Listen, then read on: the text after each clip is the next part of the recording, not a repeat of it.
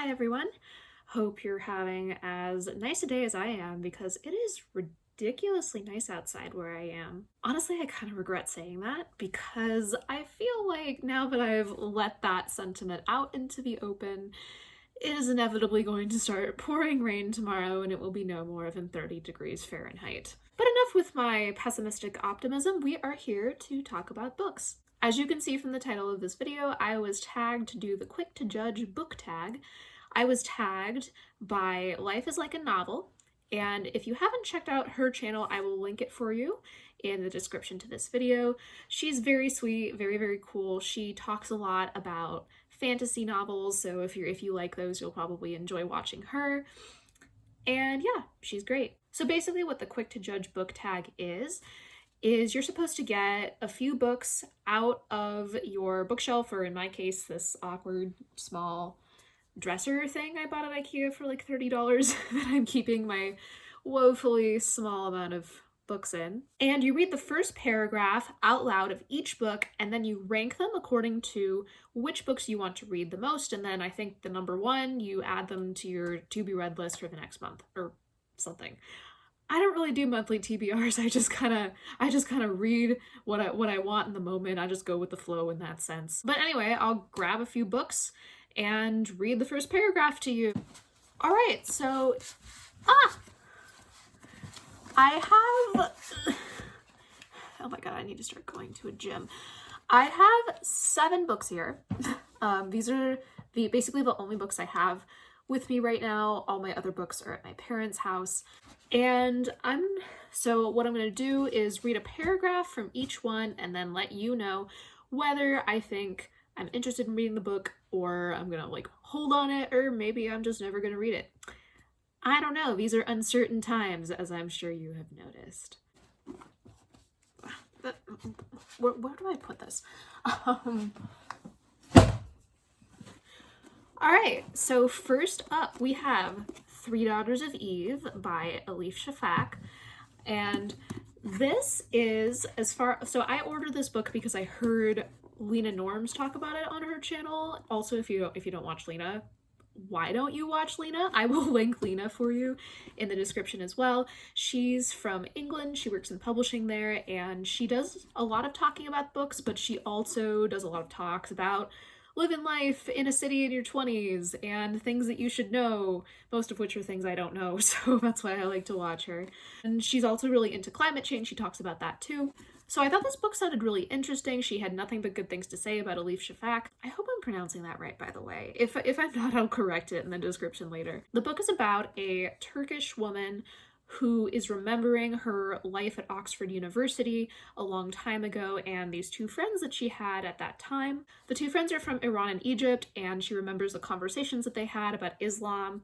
And since I recently actually read a book about Islam, All American Muslim Girl, I think that this would be a cool book to read after that to get a perspective of someone not from the US. But on to the first paragraph, let's go. Okay, so if there's like an epitaph thing, does that count? Do you see this? Do you see these poetic things here? Do you think I should read? You know what? No, I'm not gonna do it. I'm sorry, RM Rilke. I think I'm gonna cut that out. This is part 1, The Handbag, Istanbul, 2016. It was an ordinary spring day in Istanbul, a long and leaden afternoon like so many others, when she discovered, with a hollowness in her stomach, that she was capable of killing someone. Ooh. She had always suspected that even the calmest and sweetest women under stress were prone to outbursts of violence. Since she thought of herself as neither calm nor sweet, she had reckoned that her potential to lose control was considerably greater than theirs. But potential was a tricky word. Everyone once said that Turkey had great potential, and look how that had turned out. So she had comforted herself that her potential for darkness, too, would amount to nothing in the end. Very interesting. So I kind of like that this has sort of a thriller-like opening, but it's clearly a character-driven book. I don't tend to really love thrillers, and I've talked about that a little bit on this channel, and that's partly because I'm just not in it for the suspense, man. Like, I figure you're just going to tell me what the end is anyway when I get to it, so why should I worry about predicting it or trying to guess? I'm much more into, what are these characters doing? How do they interact with each other? So I think that's definitely a very interesting opening. Let's go on to another book. Okay, so this next book is City of Saints and Thieves by Natalie C. Anderson. This was given to me by a friend in a book box for Christmas. This is a book set in Kenya about refugees who left the Congo and came there. So it is about Black people in Africa, and it's written by a white American woman. Now, this woman does have experience working with people who are refugees from Africa, I believe, but that still doesn't sit super well with me. And also, I've heard a couple of people say that you can kind of tell she's white from reading this book. But I may give it a try anyway if the opening sounds interesting, and I'll see what I personally think about it. Yeah, this one's got like an epitaph thing in it too. Am I even using that word right? I don't even know. I don't know anything anymore. Why are you watching me? No, I'm just going to skip it and I'm going to go to chapter 1. If you're going to be a thief, the first thing you need to know is that you don't exist. That's it. That's the paragraph. Okay, I guess that's kind of interesting. I mean, that's a very like thriller-y setup. I've read a lot of books about thieves though. I went through kind of a thief type phase in my youth. 15-year-old me was very much attracted to teenage boys in like fantasy-esque worlds who were thieves but were also very witty and smart and well-read somehow. So I really stocked up on the thief books, so I'm kind of used to the whole thief mystique thing. It's a pretty snappy sentence, but I don't know if I like it better than Three Daughters of Eve, so I'm going to put it right now below Three Daughters of Eve. Next up, we have something that's actually not a novel. It is Interpreter of Maladies by I can't read it. What is it? Interpreter of Maladies by Jhumpa Lahiri. And I've heard a bit about Jhumpa Lahiri as an author. One of my friends really likes her. I read one of her books a while ago. It was a memoir about her experience learning Italian, and I wasn't like in love with it. But I'm willing to try out her fiction and see how much I like that. And this won the Pulitzer Prize, so I mean, better folk than I have thought it worthy of readerly consumption. So since this is a book of short stories, I'm not really sure. I guess I'll just do the first sentence of the first story. The first story is called A Temporary Matter, by the way. First paragraph, I'm sorry. It is more than one sentence. The notice informed them that it was a temporary matter. Oh my goodness, this woman is such a badass that she already said the name of the story in the first line. Like usually like a writer just waits and is like, especially if it's like a weird sort of conceptual title, they'll just wait and they'll be like, I'm just gonna surprise the reader. I'm just gonna like put this in here when they least expect it, and they're going like, oh my god, that's the name of the book. But she did it right there. She's just like, I am not playing no games. Like, I respect that, Jhumpa Lahiri. I respect that. Okay, I'm starting over. I'm sorry. The notice informed them that it was a temporary matter. For 5 days, their electricity would be cut off for 1 hour, beginning at 8 p.m. A line had gone down in the last snowstorm, and the repairmen were going to take advantage of the milder evenings to set it right. The work would affect only the houses on the quiet tree-lined street within walking distance of a row of brick-faced stores and a trolley stop where Shoba and Shukumar had lived for 3 years. I don't know if that does a whole lot for me. I mean, I love that she says a temporary matter almost immediately, like that's great, but the rest of the paragraph is just very, I don't know, it's very descriptive, I guess. It just tells you what happens. So it doesn't grab me as much as the other two do, but I'm not completely unexcited about it either. So it's going on the bottom for now, but like, not a bad, not in a bad way. All right, next we have Piranesi by Susanna Clarke. So Susanna Clarke is an author that has one of the most fascinating origin stories I've ever heard. Maybe one day I'll talk about it. Actually, you know what? Maybe I'll talk about it now because it's just so cool. So Susanna Clarke never really wrote fiction or anything. At least she didn't try to get it published until she was, I don't know, in her 30s or 40s. She was an ESL teacher in Spain, and she had this dream about this Regency England like world, I think.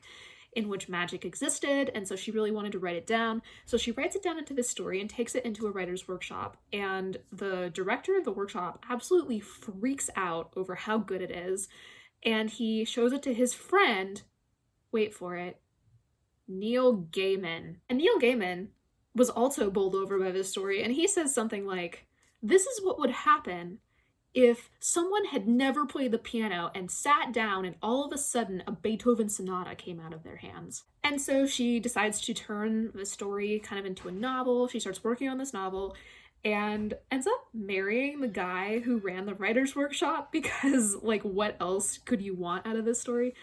And then she publishes it, and it's a huge bestseller. It's called Jonathan Strange and Mr. Norrell. And it's also a BBC series, and it's actually a very good BBC series. I recommend both the book and the series. And then she published a book of short stories set in the same world, and then after that, for about 10 years, nothing. It turns out that she had a chronic illness and just wasn't able to write for a long time, but a year ago, maybe, she came out with this book, and it has somehow gotten, like, even better reception, I think, than Jonathan Strange and Mr. Norrell, or at least almost as good. I don't know a single person who hasn't loved this, and I'm really nervous because I really liked her other books. I hope I love it. Also, look at this end paper. Look at it. It's so beautiful. I'm in love already. So this is the first paragraph of part 1, Piranesi, and it has a kind of longish intro bit, like a chapter heading, so I'm going to read that too. "When the moon rose in the 3rd northern hall, I went to the 9th vestibule. Entry for the 1st day of the 5th month in the year the albatross came to the southwestern halls." That's neat. "When the moon rose in the 3rd northern hall, I went to the 9th vestibule to witness the joining of 3 tides. This is something that happens only once every 8 years. Okay, so that's pretty interesting. Like, I understood all those words separately and almost none of them together, but that sounded like a pretty cool concept, watching 3 tides come together. And there's some kind of, you can't really see it, of course, but there's a lot of random capitalization in that part, and also on the rest of the page you can see that there are some nouns that wouldn't normally be capitalized. So that's kind of neat. And I kind of expect a lot from Susanna Clarke, so I think that this will be pretty good. Next we have Woman of the Ashes by Mia Couto. It's also translated by David Brookshaw into English. It was originally written in Portuguese. It's a work of literature from Mozambique. I saw it on a list of translated works from Portuguese, and I really wanted to read something translated from Portuguese that wasn't Brazilian or from Portugal. My Portuguese is not quite good enough that I think I could read it in Portuguese, but I'm working on it. Okay. This is another situation that I don't know what to do with this. So here's Woman of the Ashes, and then it has like this little bit here, and I think that is part of the book. But I don't know if it could be considered the first paragraph. I think you're meant to read it though, so I'm just gonna read it. "The road is a sword. Its blade slashes the earth's body. Before long, our nation will be a jumble of scars, a map forged by so many blows that we shall be more proud of the wounds than of the unblemished body we may yet save." That's deep. I like it. Chapter 1 is called Unearthed Stars, and there's a little saying above it that says, "Mother says, life is made like string. We need to braid it until we can no longer distinguish its threads from our fingers. Each morning, 7 suns would rise over the plains of Inharimi. I think that's how you would say that. In those times, the firmament was much larger, and all the stars were contained within it, the living and the dead. Naked just as she had slept, our mother would leave the house, a sieve in her hand." Sieve? Sieve? Oh, I can't even read in English anymore. With that thing, she would gather up the remaining 6 stars and bring them back to the village. She would bury them next to the anthill behind our house. That was our graveyard for heavenly creatures. One day, if we ever needed to, we would go and unearth stars. With such a bequest, we were not poor. That's where our mother, Chikazi Makakwa,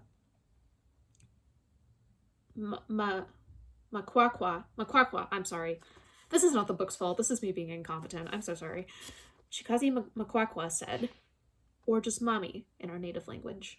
Yeah, this is interesting too. I like sort of the magical-ish element of like choosing stars and bringing them back to the village. I'm not sure if that's like literally happening or not, but I think that's a very interesting idea. So this book here is actually a play, translations by Brian Friel. I saw this at a used bookstore near my house, and I acted in a play by Brian Friel when I was in high school. It was Dancing at Lunasa, and I played Agnes. And I really liked the play. And this is called Translations, and it's by Brian Friel. It was like $1. It was Providence, what can I say? I don't know if I should read like the stage directions or if I should read the first line that someone says. I feel like it's the first line someone says. And the first line is by someone named Manus or Manus. What this exercise has taught me is that I cannot pronounce words in any language whatsoever. So I'm going to read that line. We're doing very well, and we're going to try it once more. Just once more. Now relax and breathe in. Deep and out. In and out. Come on, Sarah, this is our secret. In between those, whoever Sarah is, she shook her head vigorously and stubbornly. I skipped the stage directions, so I don't actually know what she's doing, but she really does not want to do this. And then she does it again, vigorous and stubborn shaking again. She really does not want to do whatever this thing is. Nobody's listening. Nobody hears you. Okay, so I feel kind of bad for Sarah here. Like, why is this man making her do these things? Like, is there a clue in the stage directions? Oh, okay. I should totally have read the stage directions because here's what's going on here.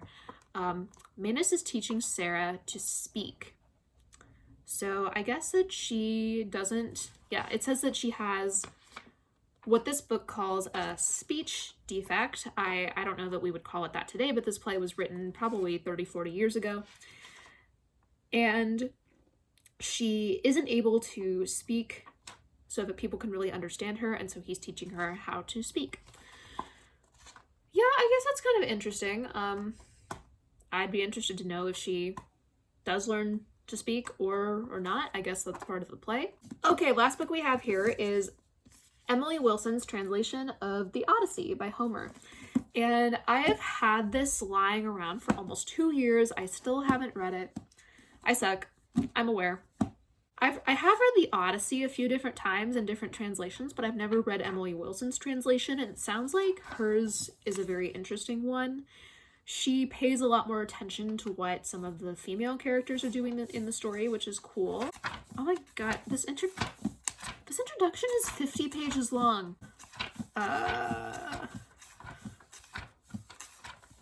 Still no. Okay. Okay, now we have this map. And it's very nice. It's a nice map, but I just want to get to the first sentence. Oh my lord. Okay. Here we are on page 105, the first paragraph. Book 1, The Boy and the Goddess. Tell me about a complicated man. Muse, tell me how he wandered and was lost when he had wrecked the holy town of Troy, and where he went and who he met, the pain he suffered on the sea, and how he worked to save his life and bring his men back home. He failed, and for their own mistakes, they died. They ate the sun god's cattle, and the god kept them from home. Now, goddess, child of Zeus, tell the old story for our modern times. Find the beginning. Snappy. I'm into it. I'd heard a lot about her first sentence of this, tell me about a complicated man, because I think normally in the Odyssey it's like the man of twists and turns, or the crafty man, or the man with the brains or something, but she's like, is this guy really a good guy? Spoiler alert, the answer's like, not really. But what he is an interesting guy and a complicated guy, and so that's what she decided to go for in her translation. Also, I like the iambic pentameter. I think it's a very comfortable fit for English speakers because we're so used to hearing that.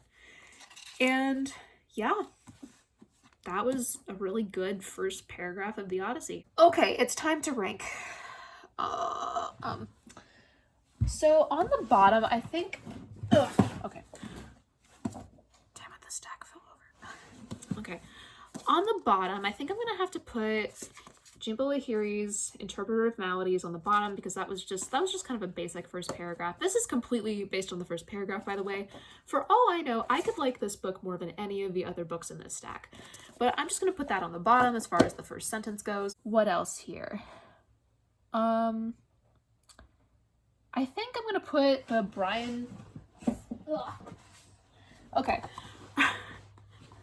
I think I'm gonna put the Brian Friel one next, because it's a play, so it's kind of hard to tell what it's about from the first paragraph or so.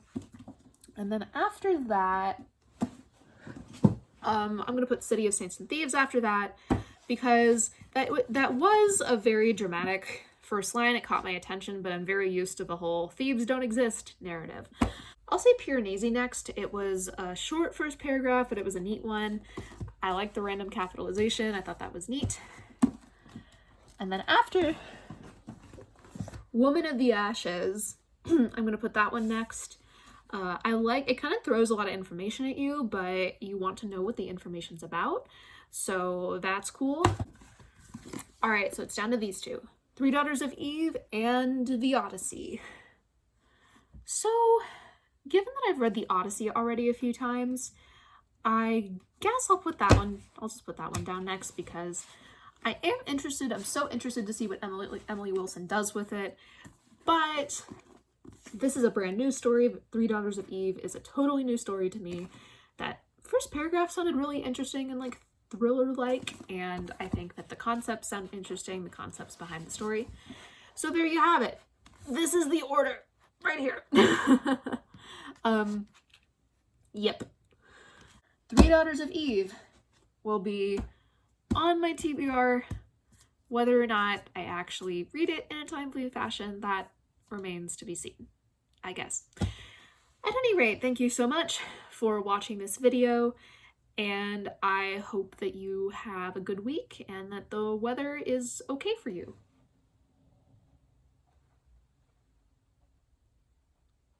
I made it rain by talking about the weather. Tune in next week to see whether or not I am actually a witch. Bye!